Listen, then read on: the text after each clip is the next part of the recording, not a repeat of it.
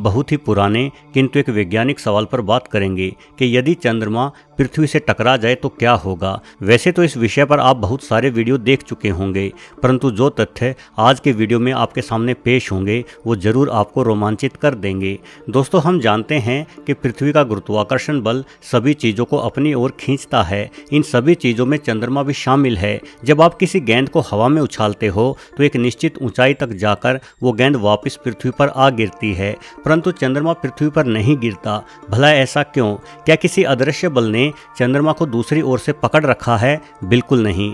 अंतरिक्ष में ऐसा कोई बल नहीं है।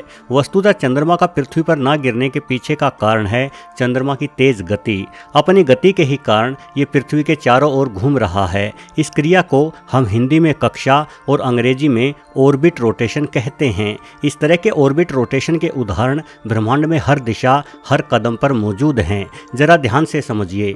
जब आप किसी गेंद को फेंकते हैं तो वो गेंद ऊपर की ओर जाने लगती है क्योंकि उस गेंद में तेज गति होती है, परंतु जैसे ही उस गेंद की गति घटती है तो वो गेंद वापस भूमि की ओर आने लगती है। इसका अर्थ है कि गति गुरुत्वाकर्षण बल के विरुद्ध कार्य करती है।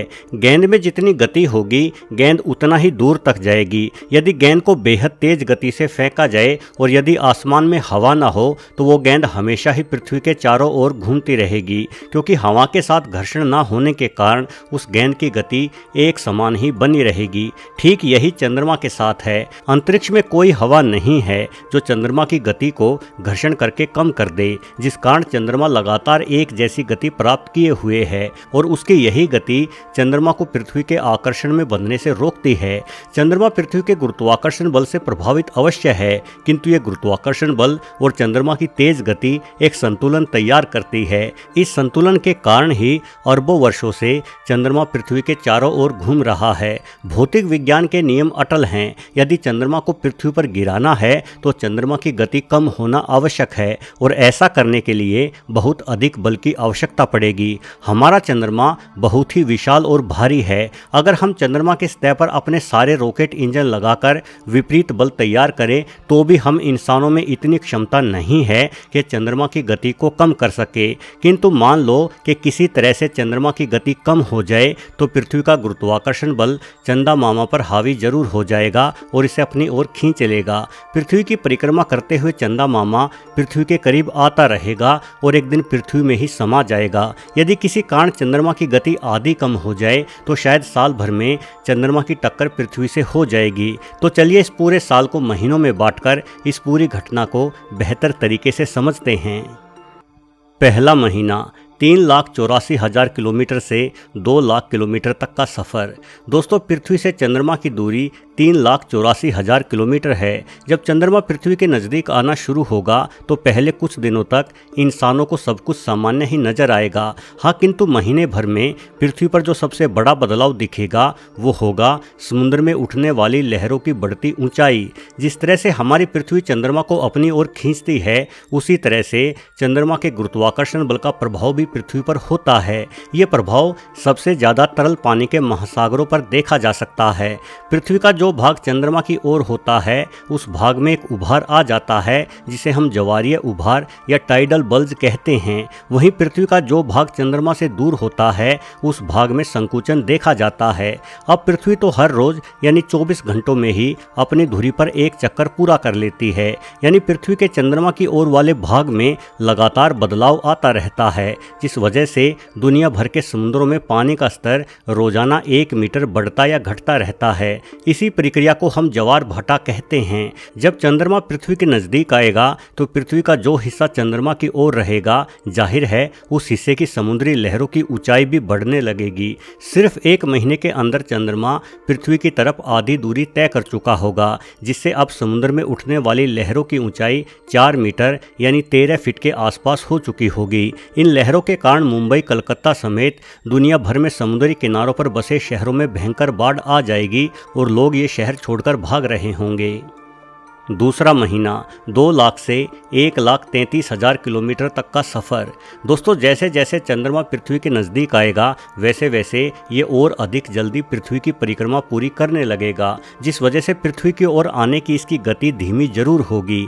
दूसरे महीने तक चंद्रमा पृथ्वी तक के सफ़र की 75% दूरी तय कर चुका होगा। इस दौरान पूरे विश्व की अर्थव्यवस्था डगमगा चुकी होगी, क्योंकि समुद्रों से उठने वाली लहरों की ऊंचाई अब 10 मीटर यानी 33 फीट तक ऊंची हो चुकी होगी, जिसके फलस्वरूप तटीय शहर पूरी तरह से तबाह हो जाएंगे। यहाँ रहने वाले करीब 1 अरब से ज़्यादा लोग इन शहरों को छोड़कर ऊंचे इलाकों में भाग चुके होंगे या मारे जा चुके होंगे। ऊंचे इलाकों में इंसानों की बेहद अधिक भीड़ के कारण संसाधनों और भुखमरी की समस्या अपने पंख पसार चुकी होगी। आज पूरे विश्व में 95% इंटरनेट की व्यवस्था सिर्फ समुद्रों में बिछे फाइबर ऑप्टिक्स तारों से ही चलती है, जिनके स्टेशन समुद्रों के किनारे बसे शहरों में ही बने हुए हैं।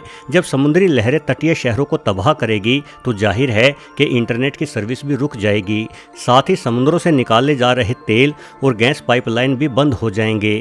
ऊर्जा की कमी के कारण शहर अंधेरों में डूबे शमशान घाट जैसे ही दिखाई देने लगेंगे। तीसरा महीना 1,33,000 से 1 लाख किलोमीटर तक का सफ़र। दोस्तों अब तक आई मुसीबतों के बावजूद भी हम इंसान किसी तरह से अपना अस्तित्व बचाए रखेंगे, किंतु असल तबाही का दौर तीसरे महीने से शुरू हो जाएगा। अब तक चंद्रमा पृथ्वी के इतने नज़दीक आ चुका होगा कि मानवों द्वारा मौसम और GPS आदि की जानकारी के लिए छोड़े गए पृथ्वी के चारों ओर घूमने वाले सैटेलाइट्स भी चंद्रमा के गुरुत्वाकर्षण बल से प्रभावित होकर बिखरने लगेंगे। या तो ये सैटेलाइट्स चंद्रमा पर या वापस पृथ्वी पर ही आकर गिरना शुरू हो जाएंगे। महासागरों का फैलाव इतना अधिक हो चुका होगा कि सिर्फ समुद्री किनारों पर बसे शहर ही नहीं, अपितु समुद्रों से हजारों किलोमीटर दूर बसे शहर भी डूबने लगेंगे। बढ़ते समुद्र भूमि के जल को भी बुरी तरह से प्रभावित करेंगे, जिस कारण पूरी पृथ्वी से मीठे पानी के भंडार खत्म हो जाएंगे। हर स्थान पर खारा और अशुद्ध पानी ही रह जाएगा। चौथा और पांचवा महीना 1 लाख से 60,000 किलोमीटर तक का सफ़र।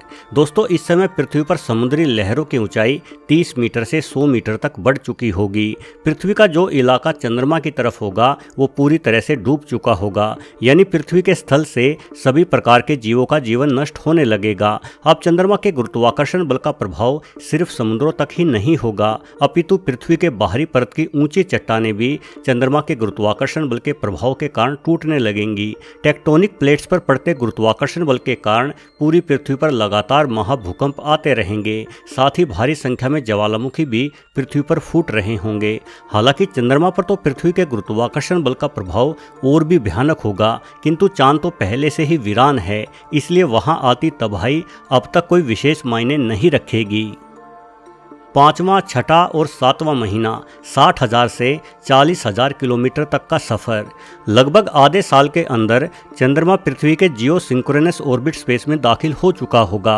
अब चंद्रमा एक दिन से भी कम समय में पृथ्वी का एक चक्कर लगाने लगेगा, जिस वजह से समुद्र की लहरें ऊंची उठने की बजाय चंद्रमा के साथ साथ पृथ्वी के चारों ओर घूमने लगेंगी। चंद्रमा के सामने वाली पृथ्वी समुद्र से डूबी होगी और चंद्रमा से विपरीत दिशा वाली पृथ्वी समुद्र से बाहर होगी। वहीं पृथ्वी के जोरदार गुरुत्वाकर्षण बल के कारण अब चंद्रमा का स्वरूप भी बदलने लगेगा। चंद्रमा का जो हिस्सा पृथ्वी की ओर होगा वो हिस्सा खिंचने लगेगा, जिस कारण चांद गोल न होकर किसी अंडे के जैसे आकार का बन चुका होगा। 8वें से 11वां महीना 40,000 से लेकर 10,000 किलोमीटर तक का सफ़र। दोस्तों इस समय पृथ्वी पर चारों ओर तेजी से बहता पानी सिर्फ स्थलीय जीवों का ही नहीं बल्कि समुद्री जीवों का भी विनाश कर देगा। सिर्फ बैक्टीरिया और अन्य सूक्ष्म जीवों को छोड़कर पृथ्वी से जीवन पूरी तरह से नष्ट हो चुका होगा। पृथ्वी पर फूटते ज्वालामुखियों की राख आकाश को ढक चुकी होगी, जिस कारण सूर्य की गर्मी पृथ्वी तक नहीं पहुँचेगी और चारों ओर भयानक ठंड का राज होगा। यदि सूर्य दिखाई भी तो तेजी से घूमता चंद्रमा बार बार सूर्य के सामने आएगा, जिससे पृथ्वी पर प्रतिदिन 1 से अधिक बार सूर्य ग्रहण दिखाई पड़ेगा। भले ही हमारे ग्रह पर हर ओर पानी हो, किंतु फिर भी हमारा शानदार ग्रह एक नर्क में तब्दील हो चुका होगा, जहां जीवन किसी भी हालात में नहीं पनप सकता। हर ओर राख फैली होगी और तेजाब की बारिश हो रही होगी। 12वां महीना 10,000 किलोमीटर से लेकर पृथ्वी से टकराने तक का सफ़र। इस अंतिम महीने में चंद्रमा पृथ्वी की रोच लिमिट तक पहुंच जाएगा। यहाँ से चंद्रमा पर पड़ता पृथ्वी का गुरुत्वाकर्षण बल इतना अधिक होगा कि चंद्रमा एक स्थिर रूप में नहीं रह पाएगा और एक भयानक विस्फोट के साथ चंदा मामा नष्ट होकर लाखों टुकड़ों में बंट जाएगा। चंद्रमा के ये टुकड़े पृथ्वी के चारों ओर घूमने लगेंगे, जो शनि ग्रह के छल्लों की ही भांति प्रतीत होंगे। चंद्रमा के टुकड़ों में बंट जाने से चंद्रमा का गुरुत्वाकर्षण बल भी बढ़ जाएगा, जिस कारण पृथ्वी पर चलने वाला विनाश भी अब थम जाएगा। समुद्र दोबारा से अपने ठिकानों पर लौटने लगेंगे। यहाँ से छोटे टुकड़ों में बंट जाने के कारण पृथ्वी की ओर आते चंद्रमा के कदम भी ठहर चुके होंगे। हालांकि ये टुकड़े आपस में टकराकर लगातार पृथ्वी पर गिरते रहेंगे। गर्म राख के कणों की बारिश पृथ्वी पर होती रहेगी, जिस कारण पृथ्वी के समुद्र भी उबल सकते हैं। यदि इतना सब कुछ झेलकर भी कुछ इंसान पृथ्वी पर जिंदा बचे रहे तो भी उन इंसानों द्वारा पृथ्वी पर दोबारा जीवन शुरू करना आसान नहीं होगा। चंद्रमा के नष्ट होने के कारण पृथ्वी अपनी कक्षा में असंतुलित हो जाएगी, जिससे पृथ्वी पर ऋतुओं और मौसमों का बदलाव नहीं हो पाएगा। कहीं बेहद तेज गर्मी तो कहीं भयंकर ठंड लगातार बनी रहेगी। हालांकि बीते समय के साथ पृथ्वी पर हालातों में सुधार होने लगेंगे।